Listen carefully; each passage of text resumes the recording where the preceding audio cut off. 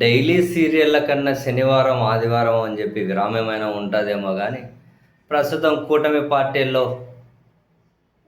నాయకులకు సంబంధించిన కొన్ని రాసలీలల వ్యవహారాలు ఆ చర్చకైతే విరామం లేకుండా రోజు ఏదో ఒక అంశం తెర మీదకు వస్తూనే ఉంది. రైల్వే కోడూరు జనసేన ఎమ్మెల్యే ఆ వ్యవహారం, ఆ ఎపిసోడ్ ఇంకా ముగియనే లేదు. అది ఇంకా ఎన్ని వందల ఎపిసోడ్లు ఉందో తెలియదు, అది రన్ అవుతూనే ఉంది. అది రన్ అవుతూనే ఉండగానే ఇంకొకటి వచ్చి లాంచ్ అయింది. ఈసారి జనసేన జెడ్పీటీసీ నన్ను వాడుకున్నాడు, మోసం చేశాడు, డబ్బు బంగారం కూడా తీసుకున్నాడు అని చెప్పి మరో మహిళ మీడియా ముందుకు వచ్చింది. మళ్ళీ ముసుగు చుట్టుకొని ఒక వీడియో రిలీజ్ చేశారు ఇంకొక మహిళ. పశ్చిమ గోదావరి జిల్లా వీరవాసరం మండల జనసేన జెడ్పీటీసీ సభ్యుడు గూండా జయప్రకాష్ నాయుడు తనను వేధించాడని, 10 లక్షల డబ్బులు బంగారం తీసుకొని మోసం చేశాడని చెప్పి భీమవరం గునుపూడికి చెందిన ఒక మహిళ మళ్ళీ ముసుగు చుట్టుకొచ్చి ఒక వీడియో కూడా రిలీజ్ చేశారు. ఆ వీడియో కూడా బాగా సర్క్యులేట్ అవుతుంది. ఆ వీడియోలో ఆమె చెప్పిన విషయాలను కనుక చూస్తే, పవన్ కళ్యాణ్ అంటే ఆమెకి వీరాభిమానం అట. భీమవరంలోని జనసేన పార్టీ ఆఫీస్కు ప్రతి కార్యక్రమానికి వెళ్ళేది. సో జెడ్పీటీసీ సభ్యుడు గుండా జయప్రకాష్ నాయుడుతో పరిచయం ఏర్పడింది. అది కాస్త ఇష్టం, లవ్ అనే వరకు పోయిందట. పెళ్ళి చేసుకుంటానని చెప్పి అడిగాడట ఆయన. నాకు పెళ్ళి అయిపోయింది, విడాకులు కూడా తీసుకున్నానని, సెట్ అవ్వదు అని చెప్పి ఆమె ఆయనకు చెప్పిందట. తనకు పెళ్ళయిందని, తన భార్య కూడా వదిలేసిందని, సో నేను నీ భర్త వదిలేశాడు, నన్ను నా భార్య వదిలేసింది, ఇద్దరం పెళ్ళి చేసుకుందామని చెప్పాడట. అందుకని చెప్పి మన ఇద్దరికి సెట్ అవుతుంది అనుకుందట. ఈమె కూడా బాగా చూసుకుంటానని చెప్పి ఆయన చెప్పాడట. సో 2 ఏళ్ళు కలిసి ఉన్నారట.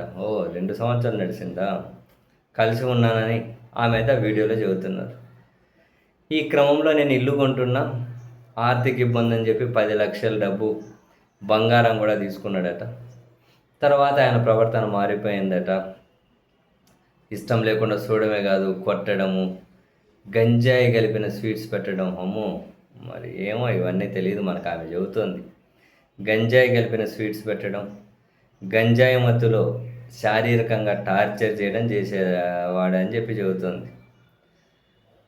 నేను భరించలేక మా పుట్టింటికి వెళ్ళిపోయా, అంటే లివింగ్ రిలేషన్లో ఉన్నారు వీళ్ళు లెక్కన.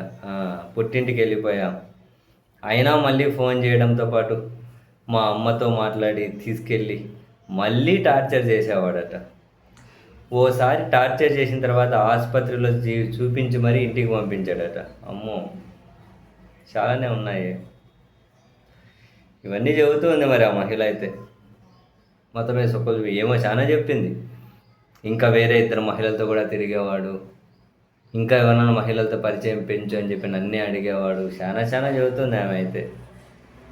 సరే, ఏది నిజం, ఏం అండర్స్టాండింగ్తో కలుస్తున్నారు, ఏం అండర్స్టాండింగ్తో ఏమేమి చేసుకున్నారు కథ పక్కన పెడితే, జనసేన పార్టీకి సంబంధించి ముఖ్యుల వ్యవహారాలు రోజు ముఖ్యులే. ఇప్పుడు ఈయన కూడా ఈ జెడ్పీటీసీ ఇంతకుముందు కూడా చాలా వివాదాస్పద అంశాలు ఈయన చుట్టూ ఉన్నట్టున్నాయి. కొన్ని సివిల్ పంచాయతీలు, కొట్లాటలు, ఇంకొన్ని ఏదో బ్యాంకు రుణాలు ఎగ్గొట్టారు అనే కేసులు ఉండే. ఇంకా తెలంగాణ మత్స్యక శాఖలో చేపల సాగు టెండర్ల విషయంలో నకిలీ ధృవీకరణ పత్రాలు, బ్యాంక్ గ్యారెంటీలు నకిలీవని చాలా నడిచినాయి. ఇప్పుడు ఈ జెడ్పీటీసీ ఆంధ్రప్రదేశ్లో కొందరు ఎమ్మెల్యేల కంటే కూడా ఫేమస్ అయినారు ఇటువంటి విషయాల్లో. సో ఇప్పుడు ఈసారి రాసలీల ఎపిసోడ్ తెర మీదకి వచ్చింది. మరి ఆయన ఏమంటాడో తెలియదు, చూడాలి నెక్స్ట్ ఆయన వర్షన్ ఏంటో.